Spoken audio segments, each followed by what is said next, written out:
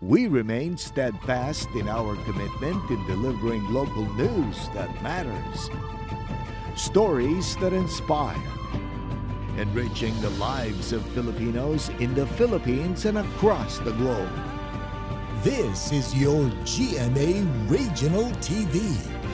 Buong puso para sa Pilipino. Mga balitang angay at angan sa One Mindanao. Paris Olympics 2024 bronze medalist Nesty Petesio, mainitong gisugat sa Santa Cruz, Davao del Sur. Patayng lawas nga daw biktima sa pagpang-salvage, nakaplagan sa Zamboanga City. Kapin 300 ka mga rider, nagtigi sa motocross competition sa Cagayan de Oro City.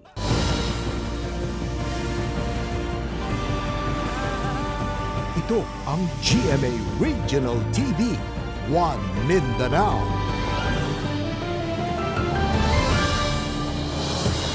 Mayong hapon Mindanao, kini ang GMA Regional TV One Mindanao. Hatod namo ang pinakadagong pinakahuling balita sa Mindanao. Ako si Sara Hilomen Velasco, live gikan dinhi sa GMA Davao Complex. Cyril Chavez, live gikan dinhi sa Barangay 31 sa Cagayan de Oro City. Efren Mamak live desde aquí na GMA Zamboanga Station. Ilabihang kalipay ang gibati sa mga taga Santa Cruz, Davao del Sur. Dihang nakita na nila sa personal ang kababayan nga si Paris Olympics 2024 bronze medalist ug Davaoeña boxer Nesty Petesio ato sa gipaygayong Heroes Welcome. Atong sayro ng detalye na ini pinaagi ni Argel Relator live. Argel.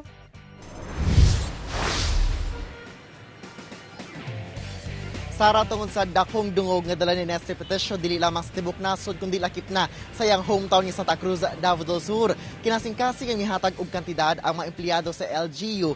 Ingon man ang mga barangay officials kana gawas sa mismong cash incentives nga gihatag sa mismong LGU Santa Cruz. Karon human sa Paris Olympics 2024 ginapangandaman na sab og goal ni Nesty nga masungkit na gayud ang gold medal sa LA o Los Angeles Olympics 2028.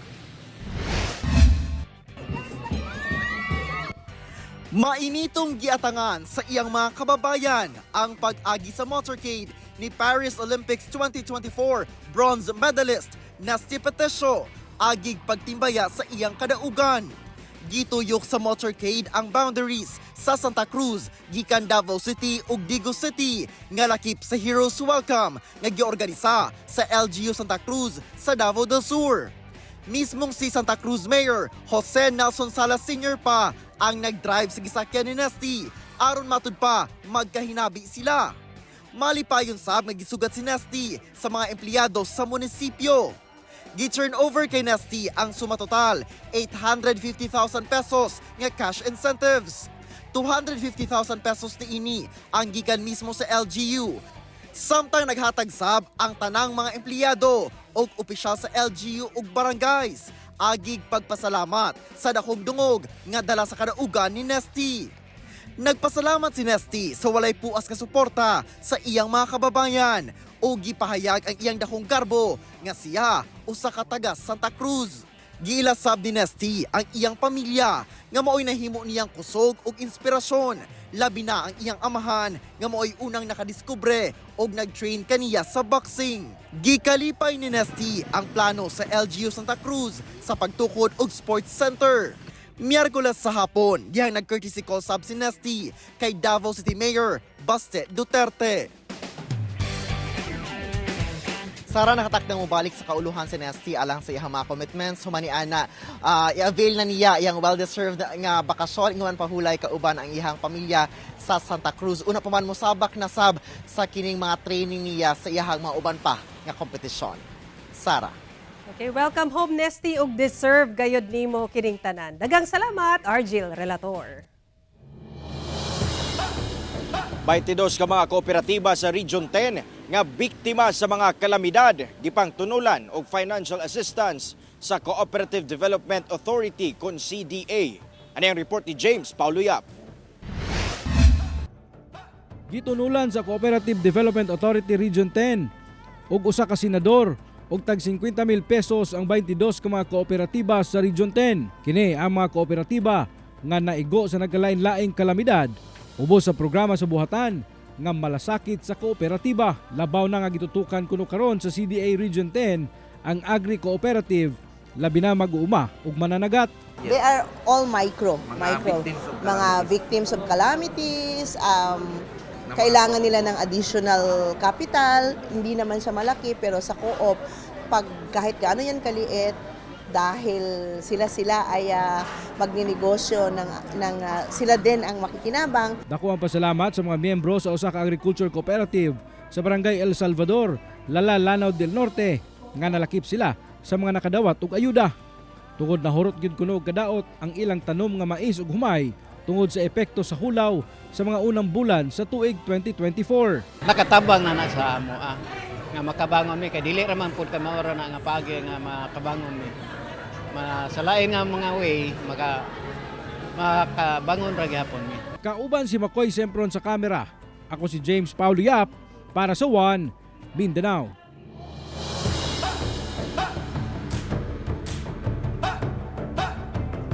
Nagpasidaan ang Pag-asa Davao sa publiko sa posibleng masinating grabeng pagbaha sa Davao Region, ilabi na sa Davao City bulan sa Oktubre karong tuiga.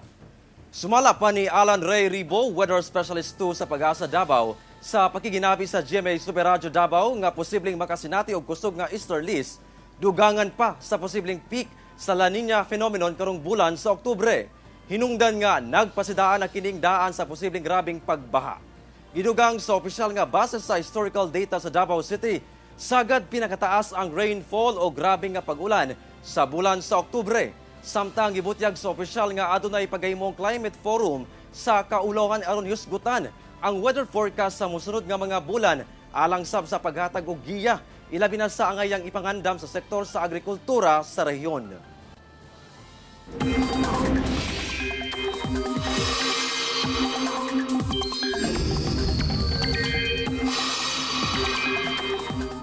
Nahimo ng bagyo ang low pressure area sa gawa sa Philippine Area of Responsibility sa bandang Luzon.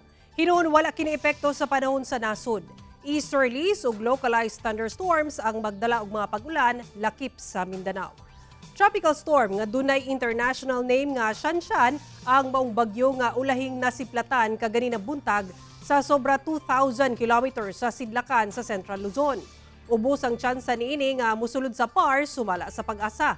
Apan makasinati gihapon og pag-ulan ang dakong bahin sa nasud lakip sa Mindanao tungod sa easterlies ug localized thunderstorms. Base sa datos sa Metro Weather, dunay tsansa sa ulan sa Sulu Archipelago, Zamboanga Peninsula, Barm, Soc-Sargen ug Davao Region. Dunay heavy to intense rain sa daghang lugar, busa mag-igmat sa mga posibleng pagbaha o landslide. Ipaniguro sa Southern Philippines Medical Center kon SPMC nga andam na ang ospital ug galing adunay magpositibo sa Mpox o kaning gitawag nga monkeypox. Kini human gikumpirma sa Department of Health ang unang kaso sa mga sakit didto sa Manila. Sumala ni Dr. Ricardo Audan, Medical Center Chief sa SPMC, ato sa pagiginabi sa GMA Super Radio Davao nga lakip sa ilang pagpangandam ang pag-activate sa isolation facilities ug pag-apud-apud og mga leaflets aron ipasabot sa mga watcher o mga health worker ang impormasyon bahin sa Mpox. Gipasabot sad ni Audan nga dili susama kapaspas sa COVID-19 ang pagtakod sa Mpox apan posible kining mapasa sa close contact sa mga magpositibo. Dugang pa sa doktor nga hinay ang pagdevelop og dagko ang rasya sa Mpox. Dili susama sa chickenpox o hangga og posible usab mabati ang simptomas og kalentura og lusay. Nagpasidaan si Audan nga batasanon ang regular ug saktong nga paghunaw, magtumar og vitamins ug saktong tulog aron malikayan ang Mpox ug bisan unsang sakit.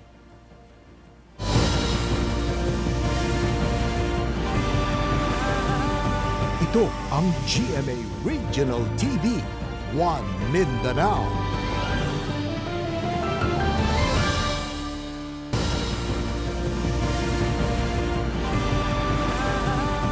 Ito ang GMA Regional TV, One Mindanao.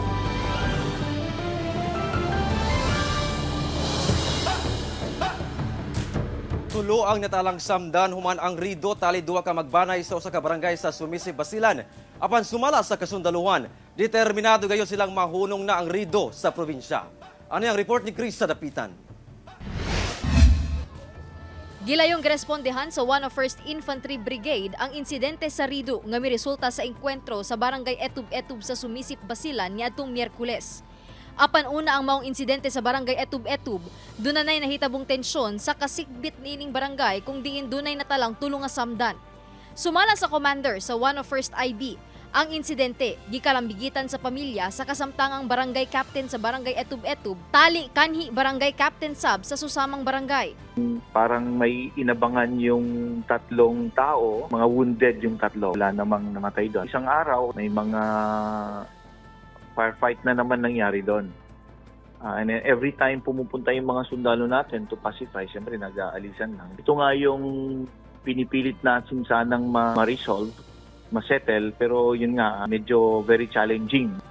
Gipasalig sa otoridad nga isolated case lang ang maong insidente ug walay angay ikabalaka ang mga residente sa tibuok probinsya. Sumala sa kasundaluhan, gipakusga na nilang ilang mga pamaagi aron mahunong na ang mga rido sa probinsya. Gani, anaa sa 38 karido ang ilang natala sukad Agosto sa milabay tuig. Apan karong tuiga, anaa na lang sa 5 ang ihap sa active nga rido sa Basilan ug usa na diha ang nahitabo sa barangay Etub-Etub sa Sumisip. Kung hindi naman natin ma-zero yan, we will really minimize itong mga to. Very contributory to sa mga violence, conflicts dito sa province. The people here are safe. Yung security situation dito at all time very peaceful. We are determined na i-sustain to. Ako si Chris sa Dapitan para sa One Mindanao. Usa ka patayng lawas sa tao ang napalgan sa mga residente sa kasagbutan sa usa ka barangay sa Zamboanga City. Sumala sa kapulisan, gituhuang gilabay kini human gipatay. Ani ang report? Nangalisbo na ang baho matud pa sa mga residente sa diyang nakaplagan ang patayng lawas sa usa ka tawo sa kasagbutang bahin sa Bypass Road, Morning Breeze, Barangay Tugbungan, Zamboanga City, pasado alas 8 Martes sa gabi. Ang ulo ni ini nakaputos og plastik, samtang ang lawas nakaputos og habol. Matud sa kapulisan, gituho ang gilabay ang biktima human gipatay. May nakabalot na cellophane yung sa ulo and also nakarap din ng kumot itong katawan niya. Nakalutang nga ito sa may swamp area. Nadugta na sabang lawas ni ini. Busa dili pa masuta sa kapulisan kung lalaki ba kini o babae. Ginaberipika pa sab kung duna ba kini sama dinunggaban o pinusilan. Sanglit ginapaabot pa sa kapulisan ang resulta sa post-mortem examination, ilabi na ang autopsy.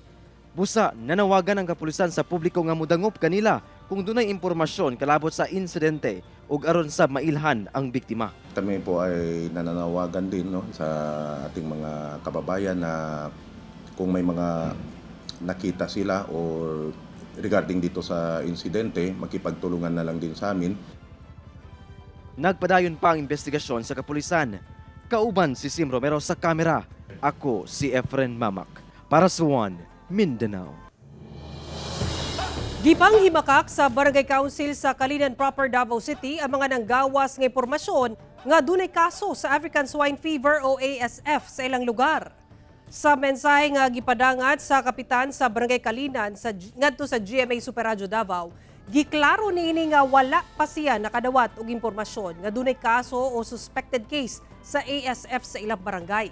Sukwahay kini sa pahayag sa pipila ka mga namaligya og karne sa Bangkeron Public Market nga duna matud pay natala nga kaso sa ASF sa Kalinan area.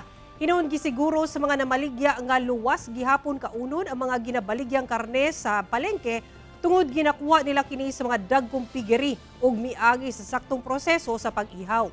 Samtang nagpahimangno ang National Meat Inspection Service 11 sa publiko nga mopalit lang sa mga lehitimong tindahan nga dunay meat inspection certificate aron masiguro nga luwas ang ginakonsumong karne. Bibo og maaksong motocross competition gipahigayon sa Cagayan de Oro City. Subay sa nagpadayong kasaulugan sa Higalaay Festival 2024. Mga Cagayanon, lipay nga milantaw sa kompetisyon. Anong report?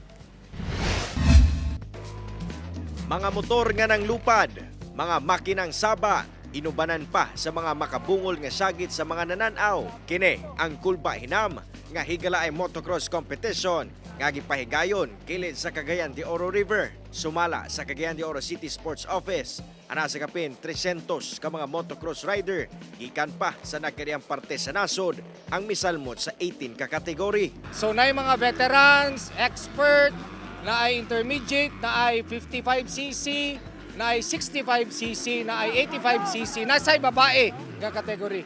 So plus dugang din ta og usa ka kategory exclusive for Cagayan de Oro. Sa kompetisyon, gipakita sa mga rider ang ilang kahanas bisan sa kalisod sa obstacles. Ang ubang motor daw mulupad sa obstacles nga ilang giagian. Lingaw ug lipay sa mga Cagayanon nga misaksi sa mong aktibidad. Gwapo karon kay ang mga tao nalingaw. Kanang naay kalingawan kay tungod gaangat ang pista. Pasalig sa City Sports Office nga daghan pa ang ilang giandam nga mga kalingawan sa sports. Subay na sab sa kasaulugan sa Higalaay Festival. Ang mga Cagayanon ug mga nagkanaiyang dapit mahiligon magyud sa motocross kay tan-aw nimo sa kadalanan karon. Ang motor karon murag ordinaryo na lang kayo so dili pasara sa una nga panahon nga kanang lisod ang pagpalit sa motor. So kani halos tanan mo na gini sila. Kauban si Jaybert Pairat sa kamera. Ako, si Cyril Chavez para sa One Mindanao.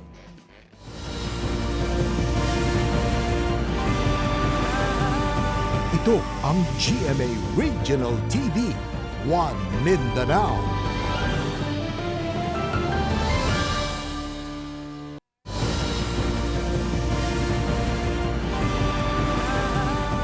Ito ang GMA Regional TV, One Mindanao.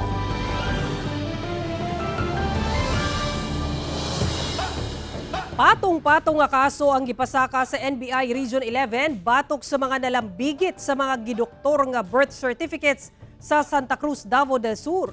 Ano report ni John D. Esteban, exclusive.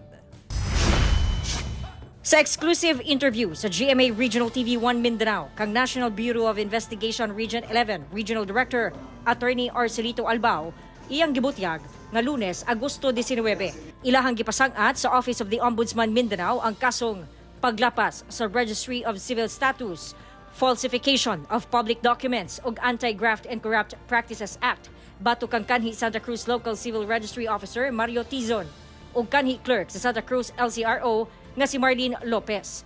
Kini sa matod pa pag-issue og mga gidoktor nga birth certificate sa mga Chinese national. Sigon sa NBI, ang maong kanhi clerk ang nagaandam sa mga gidoktor nga birth certificate ug si Tizon ang naga-aproba.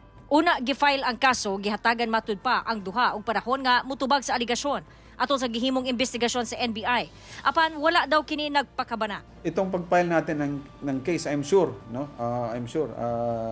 Aksyonan to ng batas and habulin sila. Gipasakahan sabog susamang mga kaso ang Chinese nga si Xiao Yanhong ug ang iyahang 16 anyos nga anak nga nakuhaan sa matud pa gidoktor nga birth certificate.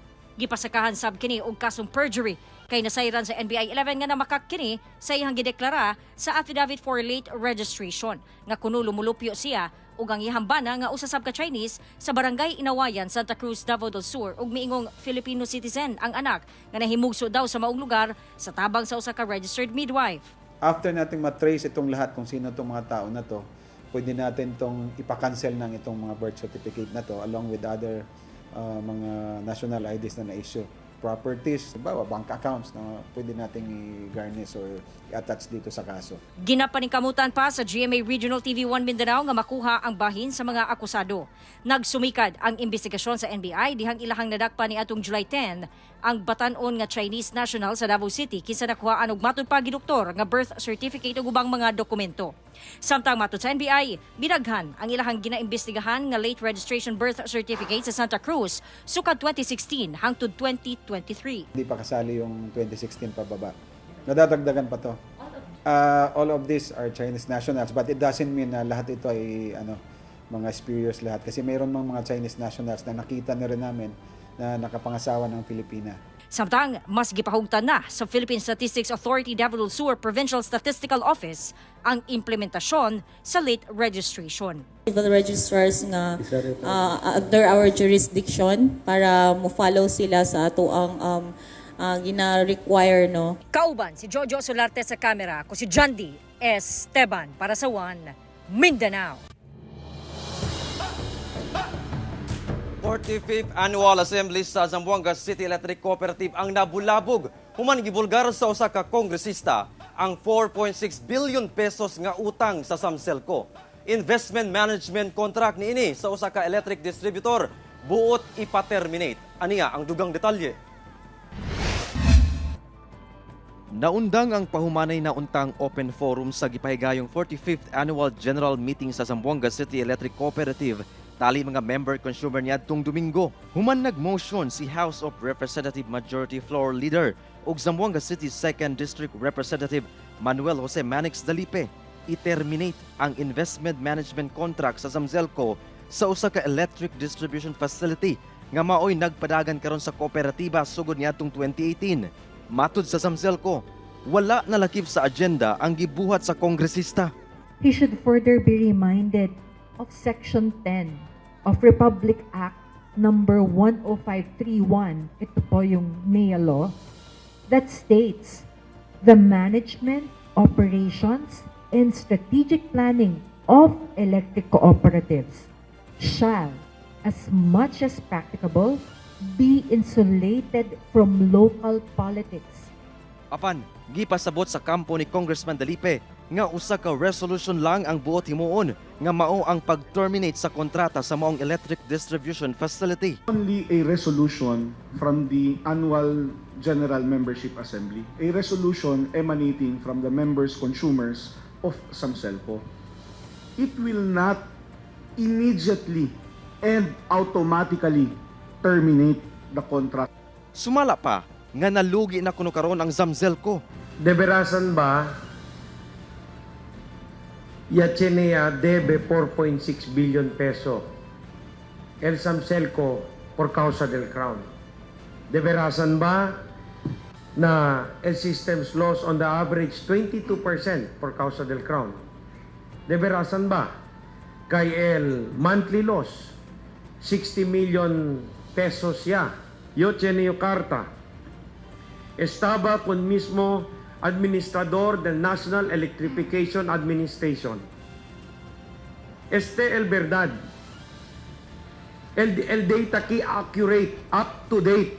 Apan, alang sa Zamselco, ang 4.6 billion pesos nga utang dili ang kasamtangang utang karon sa Zamselco. Sa kanamo na accounting, kaya si kami talama accrual. No? Correct 0.6. Pero parte de ese 4.6, aquel yan recognize siya kami debe kay paga kami na July power bills na diamon mga supplier. Ginalantaw karon sa Zamselco ang posibleng aksyon batok sa gingong courteous interference nga gihimo sa kongresista. Kauban si Sim Romero sa kamera. Ako si Efren Mamak para sa One Mindanao. Pipila ka kababawinan, gipailom sa training sa Abaca Weaving sa lokal nga kagamhanan sa Alabel, Sarangani. Ubay-ubay ka mga misis sa mga mag-uuma ang nakabenepisyo sa training sa Abaca-based twinning, braiding, and macrame weaving sa Alabel LGU. Sumala pa ang tanom nga Abaca, usa sa mga produkto nga ginakwaan og panginabuhian sa mga residente sa lungsod. Gibansay among mga kababayenan sa sitio Pait, Barangay Alegria sa Alabel nga gipangunahan sa TESDA kauban sab ang Philippine Fiber Industry Development yatong Agosto 13. Tumong niini nga mapalambo pa ang ilang kaalam kalabot niini ug makatabang sab sa ekonomiya sa lungsod. Lakip sa mga produkto gikan sa Abaca mao ang pukot nga gamit sa panagat, panapton o sinina, sako, hilo o sinulid, kurtina ug uban pa. Ang mga mahimo sa mga misalmon sa training i-display atol sa Kasadyaan Festival 2024 sa Alabel sa September 3. O kadto ang mga ulahing balita sa Mindanao karong adlaw. Mamahimo ninyo kining makita pag-usab pinagi sa pagbisita sa official website sa GMA Regional TV o bisita mong official YouTube channel o i-click ang subscribe button para sa pinakaulahing balita. Muchísimas gracias sa atong mga kapuso sa Mindanao nga nagalantaw kanamo ug sa atong mga kapuso abroad. Padayon lang sa pagtutok sa mga lokal nga balita matag adlaw tungod sa GMA Regional TV Local News Matters. Kami ang GMA Regional TV 1 Mindanao. Tibok persa para sa mas dakong misyon ug mas halapad nga pagserbisyo sa nasod.